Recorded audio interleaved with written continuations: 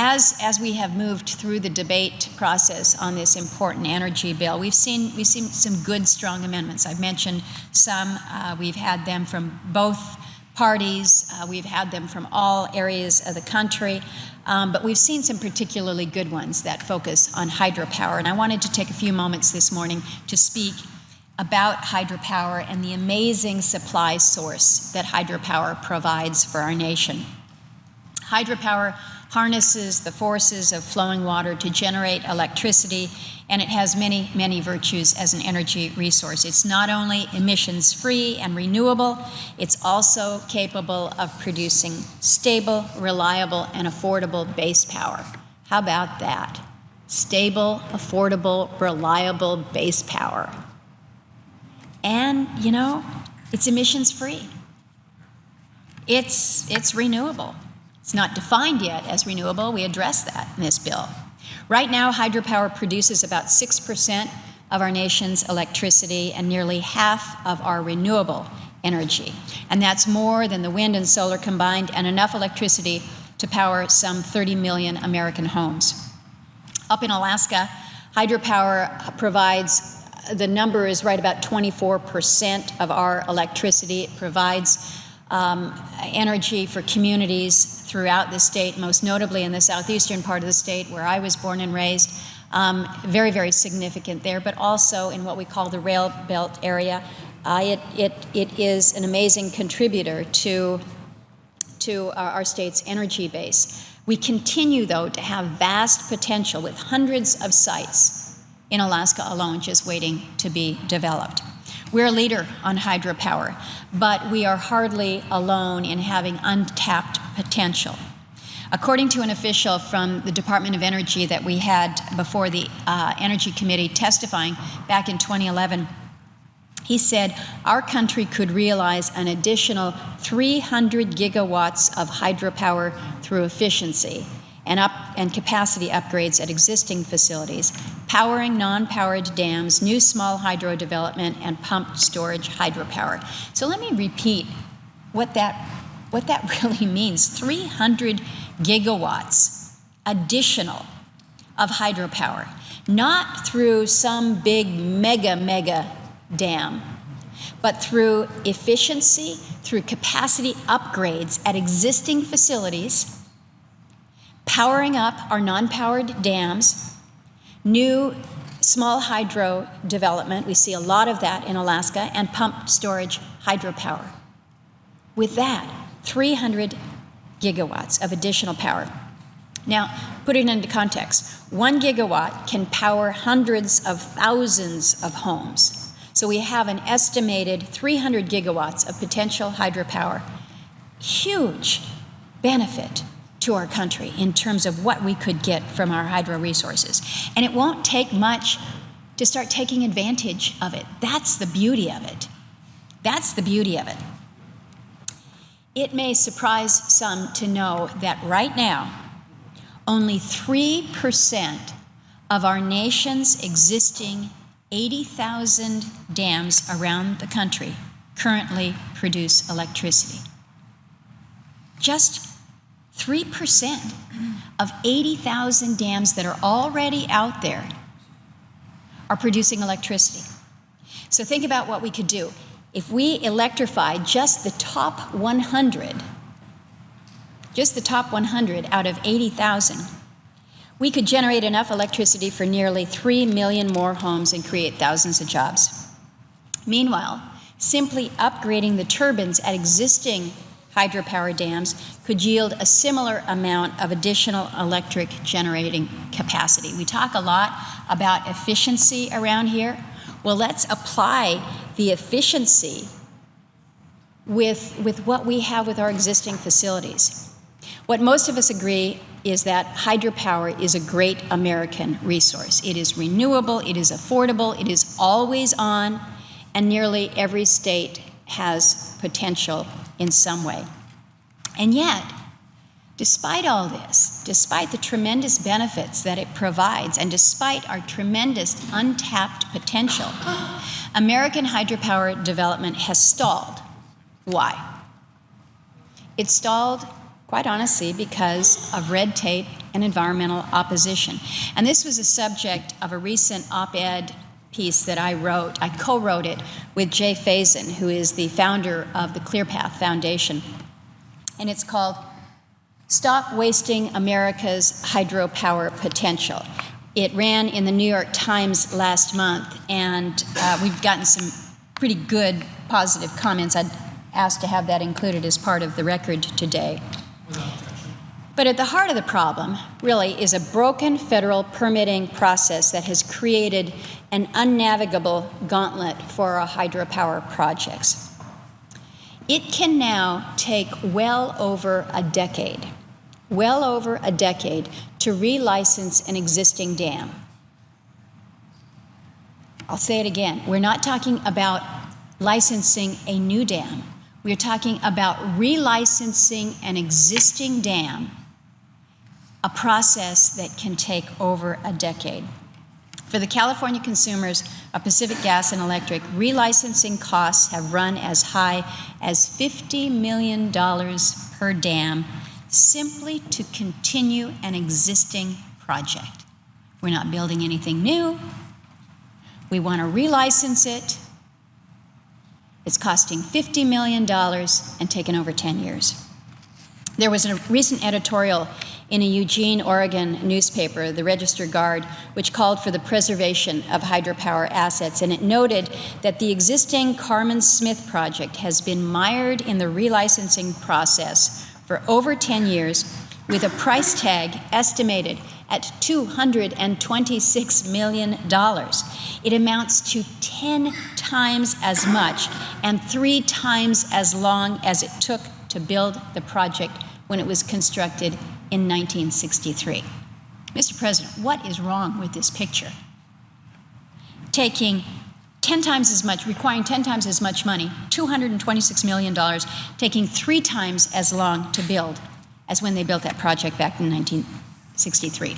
We are going in the wrong direction. This is not progress. We are headed exactly the wrong direction, but we can change that. But let's put it in context of what we have existing in this country right now. I said that right now hydro is providing about 6% of our energy and about half of our renewable. 1/3 of our nation's existing hydropower projects will require license renewals by 2030. 1/3 of them. 1/3 of the existing facilities are going to have to go through this decade-long relicensing process, millions of dollars in costs. So what we need to do here, folks, is we need to make the relicensing process more efficient by reducing bureaucratic and administrative delays that end up increasing electricity rates, slowing hydropower's expansion, and actually delaying the adoption of environmental mitigation measures. If you're concerned about the environment, you ought to be interested in making sure that we've got a better process here, because if we fail to improve the relicensing process, we're going to start losing hydropower projects, and we will backslide as other forms of generation replace them, just as we're seeing with nuclear power in some parts of our country. We're going to go backwards.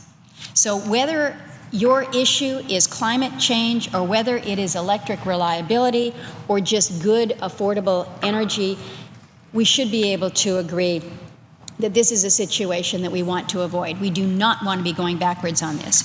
Now, coming from Washington State, Senator Cantwell understands and clearly appreciates the value of our hydropower resources, and I have been very pleased to be able to work with her on many of these initiatives, as well as with many other members of our committee on some of the bipartisan reforms that we have contained within the Energy Policy Modernization Act.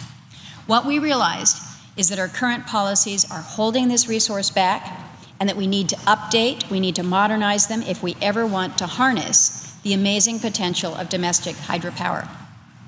So our joint hydropower language attempts to bring state and federal agencies to the table with the applicants at the beginning of the process, so that they can identify where the potential problems may be and coordinate environmental reviews. Because hydropower licenses are issued by the FERC, our bill authorizes the Federal Energy Regulatory Commission to be the lead agency so that they set a schedule and they coordinate all the needed federal authorizations. The schedule is to be established on a case-by-case basis in consultation with other agencies, and if a resource agency then can't meet a deadline, the White House Council on Environmental Quality is then tasked with resolving these interagency disputes. And in terms of a step that is long overdue, we formally designate hydropower as a renewable resource for the purpose of all federal programs. Mr. President, this is one that when I first came to the Senate some years ago and focused on energy issues, I just really had a hard time with the fact that hydropower was not considered a renewable resource. I was born in Ketchikan, Alaska. It's in the middle of a rainforest. I was raised in southeastern Alaska, where the annual precipitation there is something that would take most people's breath away.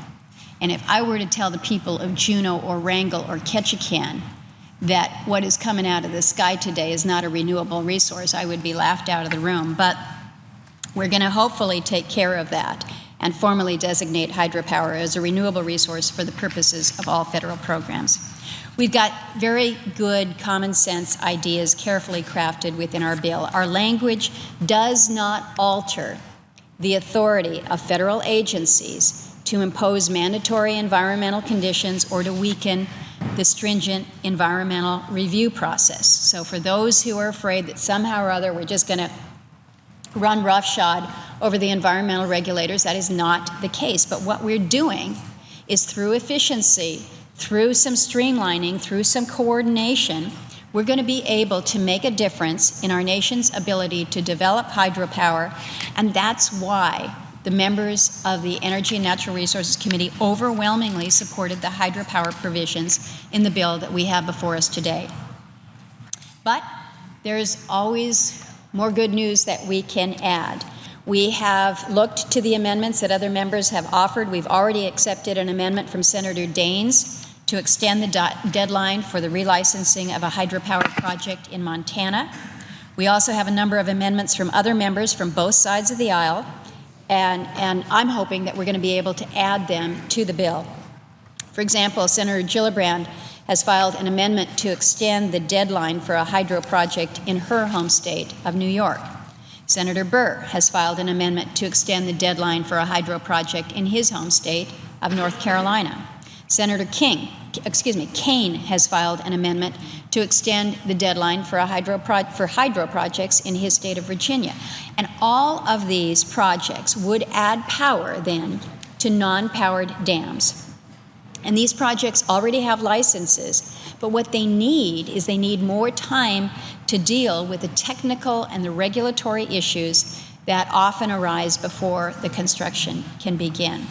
We've got a fair number of our Western members that are prioritizing hydropower, understandably.